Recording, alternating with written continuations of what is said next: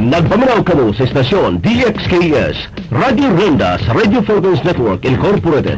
Nagsibya digas Dakbayan sa Surigao, 1080 sa dial sa inyong mga radyo. Sakop sa KBP, kapisanan ng mga broadcaster ng Pilipinas. Oras mga igala, alas 6:12. Good morning Surigao, maradyaw na buntag mga Surigao nun, mga kaigsunang tigpaminaw, dinhining numero 1 istasyon. Adlaw karon nga Sabado, pitsa 17 na ning bulan sa Nobyembre tuig 2012. Kini ang inyong alagad, June Clerigo, kauban sa kinatibuk ang puwersa sa RPN DXKS ug sa kontrol ni Eric Makatigbak. Ani kining mga balitang inyong gustong masayran. Dinhi sa tulumanon, Radio Ronda sa Newswatch Morning Edition.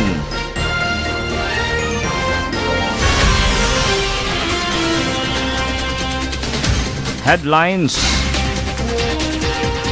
Vice Governor sa Dinagat Islands, Jay Decleo, nagpiansa na kagahapon sa pinakaunang kasong iyang giatubang. Mga suspects sa organized crime group nag-waiver, kaso wala pa masangat sa korte. Duha ka mga OIC department head sa syudad, gihingpit na ang ilang posisyon sa sangguniang panlungsod.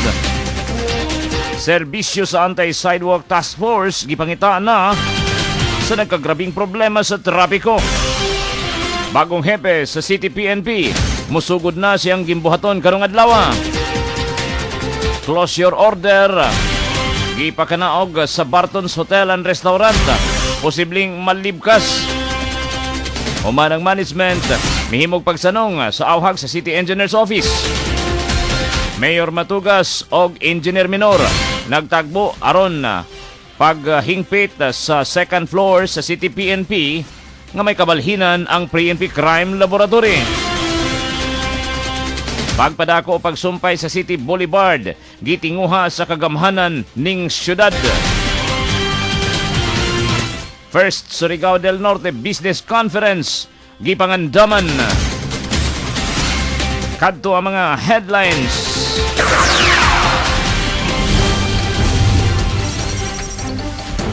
Alas 6:15 og karon sa unang mga detalye sa mga balita.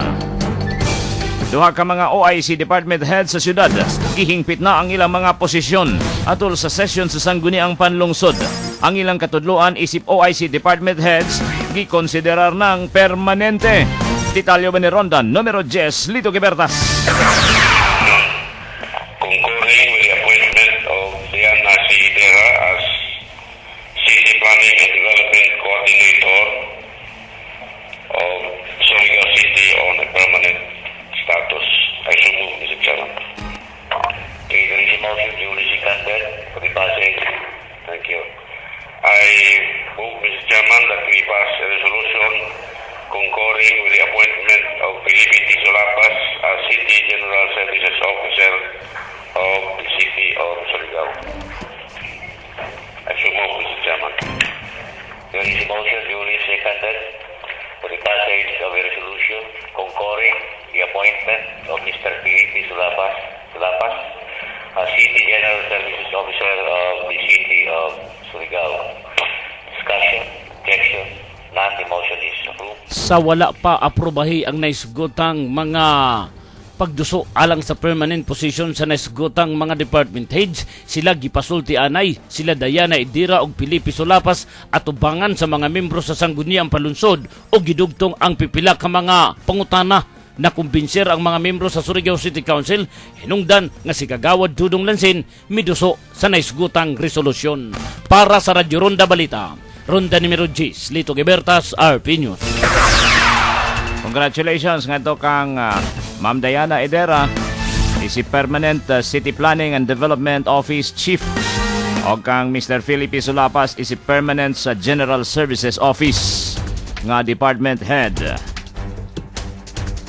Alas 6:16. Midusog piyansa kagahapong adlaw si Vice Governor Geraldine J. Decleo, Vice Gobernador sa Dinagat Islands ngadto sa Municipal Trial Court in Cities con MTCC. Kini human nasayran nga dunay migawas nga warrant of arrest sa pinakaunang kaso nga iyang giatubang, ang kasong direct assault nga gipasaka ni Maria Gay Ipco Cochianco, Provincial Budget Officer sa Surigao del Norte. Kini human naduso usab ang maong kaso binasi sa joint resolution sa City Prosecutor's Office ngadto sa Municipal Trial Court in Cities con MTCC ni adtong Nobyembre 13. Si Vice Governor Ecleo bisan wala pa masilbihi sa warrant of arrest, miadto kagahapon sa hapon sa MTCC sa City Hall compound aron makapahimutang sa iyang piyansa. Sa iyang kasurpresa, ubay-ubay sa mga supporters nining mga taga-dinagat nga nagsulob og yelo nga sinina ang nag-uban kaniya og nag-welcome sa iyang paghidangat gikan sa biyahe nini sa kauluhan. Si Vice Governor Geraldine Ecleo. I never expected na magbilar sila or magmuani sila, no? They voluntarily niani sila. So nawala akong kakapoy, ang stress nawala. So ganito lang ako, pero I would really remember all of them. And may mata kasi ako sa likod eh. Kaya alam ko kung sino-sino sila nandito. I'm very thankful sa kanila. Si Vice Governor J.D. Cleo, 6,000 ang gipahimutang nga piyansa sa Vice Gobernador sa kasong iyang giatubang. Apan wala kini niya ikabalaka magpadayon ang iyang pagserbisyo sa Dinagat Islands. Kini tungod kay ang kasong iyang giatubang mao man ang pagpanalipod sa kinabag-ang dinagat nun og wala siya mangawkaw sa salapi. Samtang miuban usab kaniya ang gitudlong caretaker sa Lone District sa Dinagat Islands nga si Congresswoman Arlene Kakabag-aw. Sa pagkapahayag ni Bag-aw nga iyang gisuportahan si Vice Governor J.D. Cleo tungod kay nakita nini ang usa ka hiyas sa leader nga gikinahanglan sa Dinagat Islands. Sa akong tanaw, isa siya ka hero sa atong panahon, no. Ang iyang pakibisog karon dili para sa iyang kaugalingon. Gani nagsugod ang kaso gumikin kay ginadepensahan niya ang katungod sa probinsya ug ang pagdaog-daog sa ubang mga tao sa mga katawhan sa dinagat. Sa akong tanaw, dili na simple nga sakripisyo nga buhaton. Ug bisan si Jade kung iyang ginaalaw ang iyang kaugalingon nga makaatubang og ginani nga mga challenges o ginaatubang niya gani ang pag-file og bail, ang pag-atubang sa kriminal nga kaso, dili sa iyang personal nga kapasidad pero sa iyang pagpanalipod sa katawan sa mga taga-dinagat.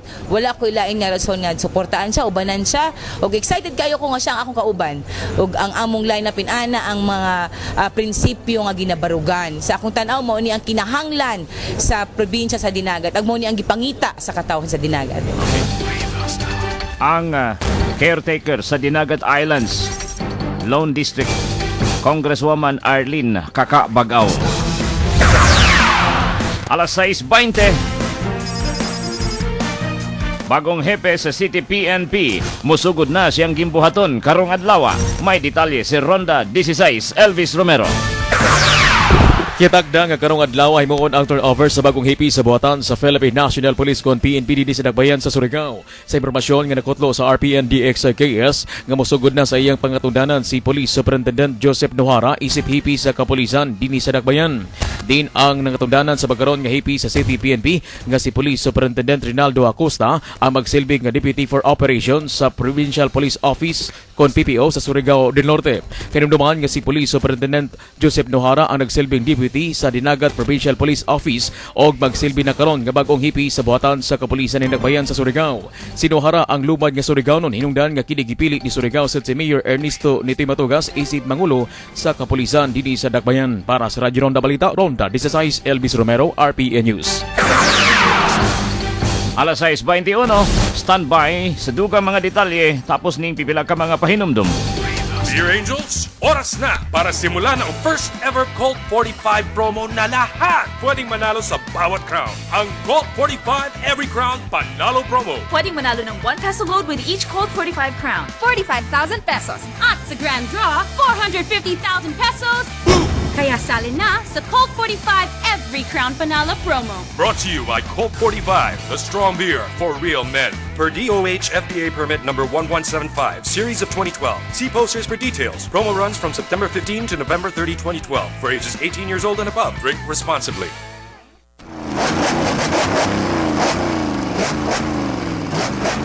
Mga higala, Abli na karon dinhi sa Dakbayan ang pinakabago nga tindahan sa spare parts ug accessories sa inyong motorsiklo. Kini mao ang Kenzo Motorcycle Parts and Accessories. Kenzo Motorcycle Parts and Accessories. Dili ka na magproblema sa pagpangita og mga piyesa sa imong motorsiklo uban pang gikinahanglang ipangtaod nini kay ana ang Kenzo Motorcycle Parts and Accessories. Kumpleto na ug aduna pay repair kits kung may daot ang imong motorsiklo. Anausab kanila ang mga motorcycle crash helmets. Kung madaot ang inyong motorsiklo o may diferensya, adto sab kini ipadadyaw kung ipaayos sa Kenzo Motorcycle Parts and Accessories. Kenzo Motorcycle Parts and Accessories. Sayon rang pangitaon og daling matuoran dinhi sa Dakbayan. Ana sa Dalan Rizal, Kanto Burgos, ning siyudad sa Surigao.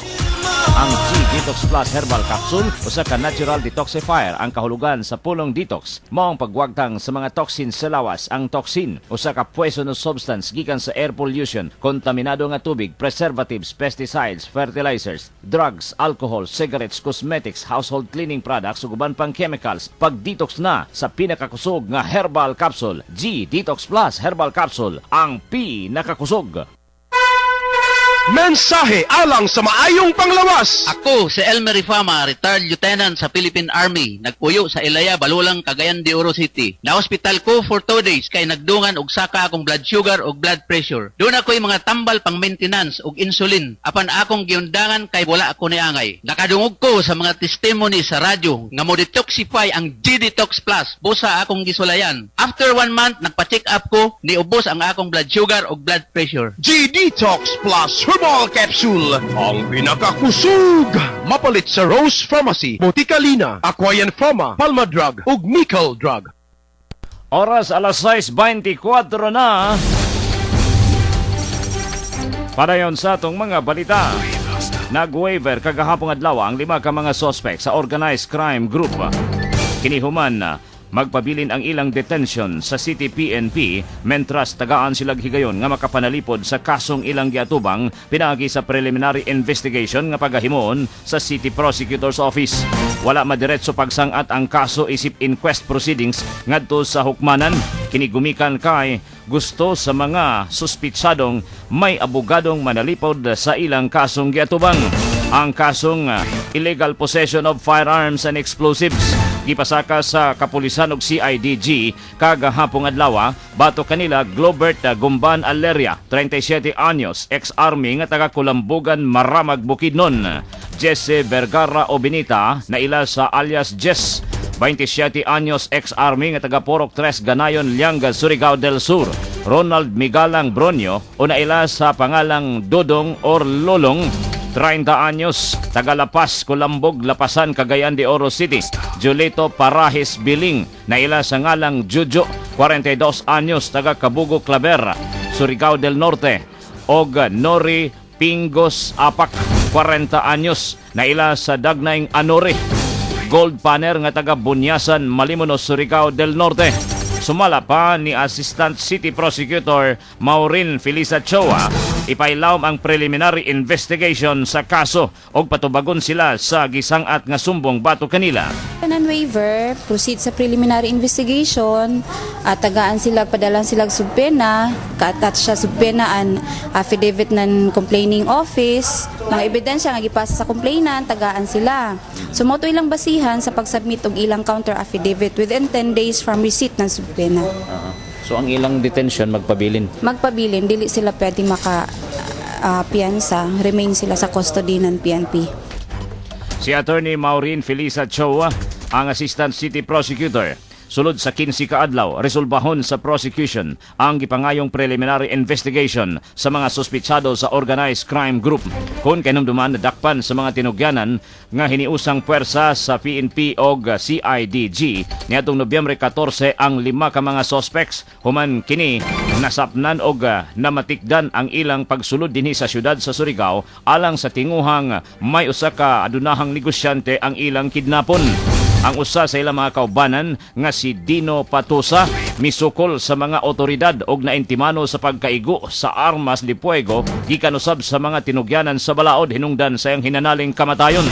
Ang patayng lawas sa biktima ang naa sa usa ka purinarya o giduaw na sa mga mahal sa kinabuhi nga taga Barangay Baoy, Higakit, Surigao del Norte. Alas 6:26.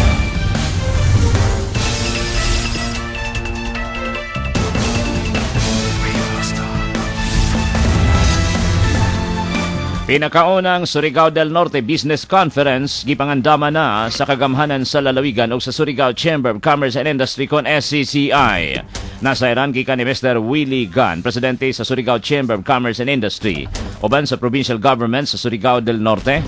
Ang pinakaunang Surigao del Norte Business Conference gitagda karong Nobyembre 22 ngadto sa 23 sa Provincial Convention Center sa tema Responsive Governance, Green Enterprises and Productive People Onwards to a Bag-ong Surigao.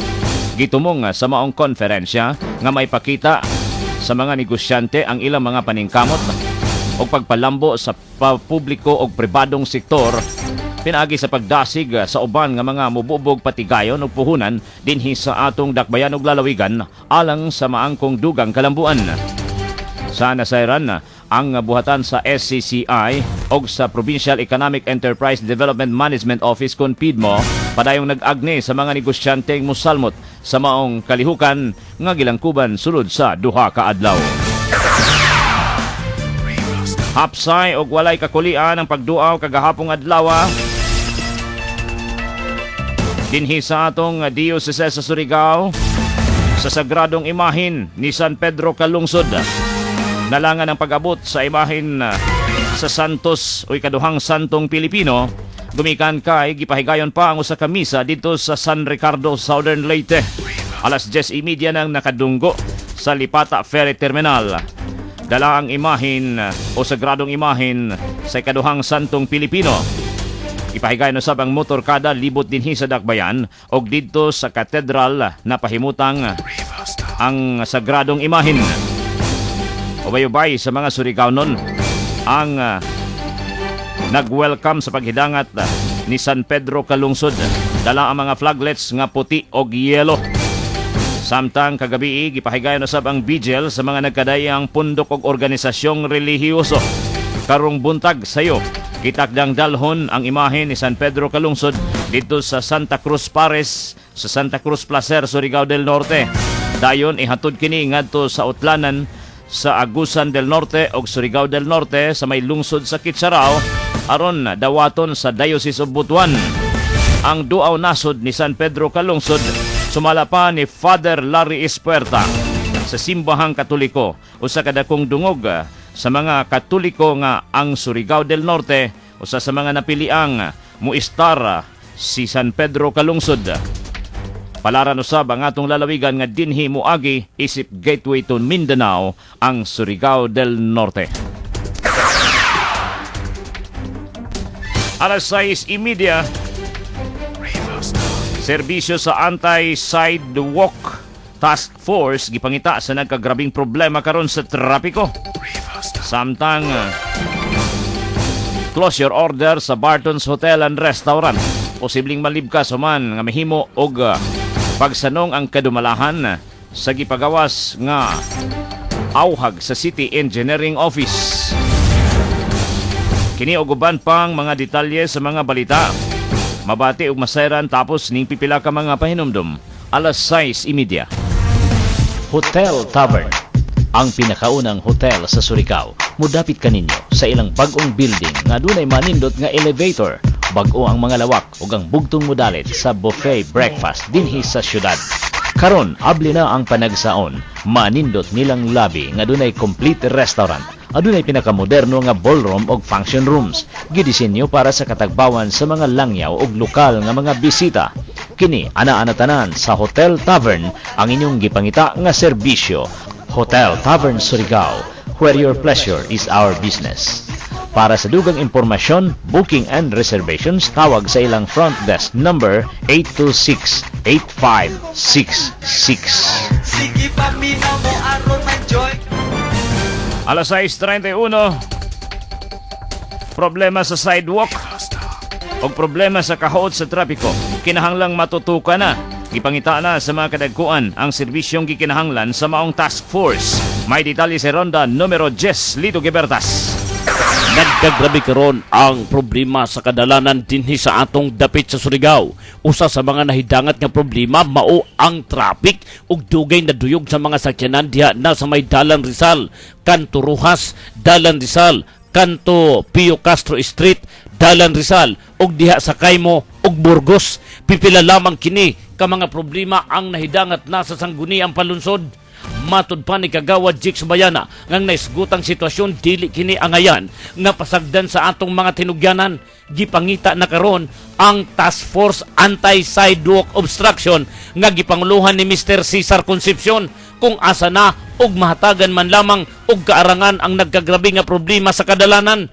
May mga paninda na usab sa mga sidewalk diha na sa may Dalan San Nicolas, Dalan Borromeo ug ang adunay pagmugna usab nga mga terminal dinhi sa atong dapit sa Surigao.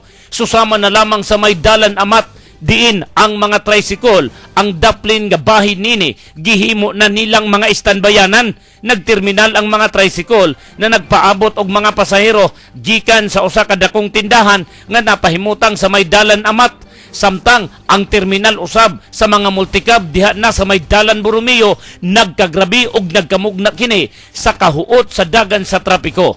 Gipangita karon ang naisgutang serbisyo sa maong kahugpungan gumikan kay hangtod nining mga higayuna. Sukad nga namugna ang task force nagpabilin paghihapon ang problema sa kadalanan. Para sa Radyo Ronda Balita, Ronda numero 10, Lito Gibertas, RP News.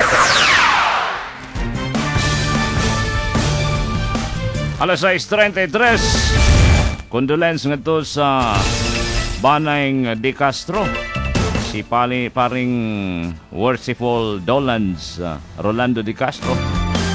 Gibawian sa kinabuhi ang iyang tatay dito sa Batangas. Hinungdan nga tuwa siya karon sa Batangas. Condolence kang Worshipful Dolans.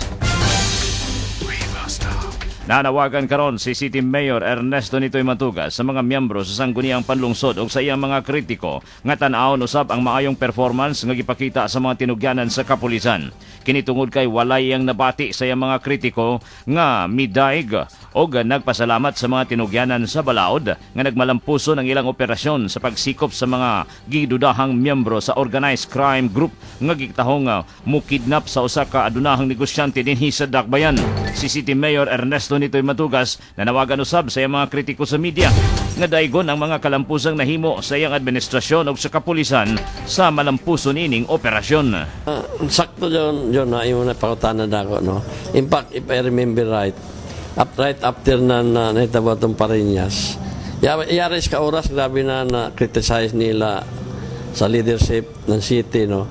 And then, of course, sa leadership na nato, Chief of Police, ang ibang pamangani ang PD, no? Nila ta criticize, especially na itong tingali, dua ka city councilor. Ako mula akong even di head ng peace and order tingali in charge ng kuwan dyan sa sangguniang panglunsod, si Kagawad Jix Bayana. This time tingali ang isab nila acknowledge, no? Dili na sige criticize. Until now, one delapse, yay ganyan dato na dungog, no? Even the media, yung critic na media, ganyan sila mag-announce na congratulations to the performance na successful operation na nato PNP. At this time, kinahanglan sa nila being in neutral, no? Kay nasugal ko din ng mga tao sa ila to protect our city, to protect ng mga Surigao, no, na way lain mahitabo. Ngayon hindi lang kayo kuman pasalamatan, no, tagaanan. I-appreciate nila, no, even in media na kay until karado kung daw may tabo kadali-dali grabe mag-criticize.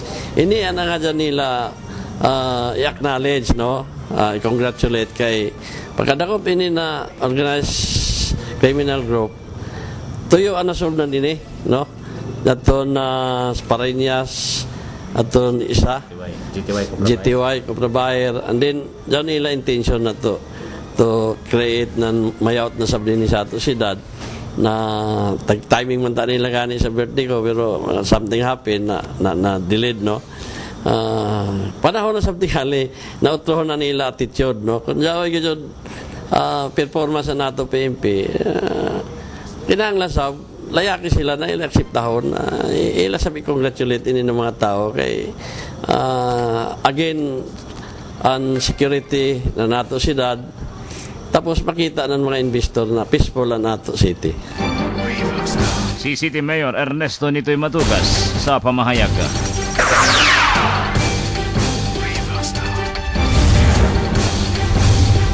Mao kadto mga kaigsunan ang unang hugna sa atong mga balita dinhi sa Radio Ronda Newswatch Morning Edition ning istasyon na DXKS. Inyong mga tigbalita kauban ako sa kontrol si Eric Makatigbak sa ngalan ni Station Manager June Galion og sa kinatibuk ang puwersa sa RPN DXKS. Ako si June Clerigo magpasalamat sa inyong pagpaminaw. Standby sa dugang mga balita sa Radio Ronda Morning Edition tapos lamang ning mga pahinumdom. Mga kaigsunan, mga latest model sa cellphone. Ana, mapalit mo sa Prime Hub Products. Ana, asab kanila ang mga memory cards, batteries ug chargers. Original, walay peke. Ayaw gyud pagduha-duha. Adto ta sa Prime Hub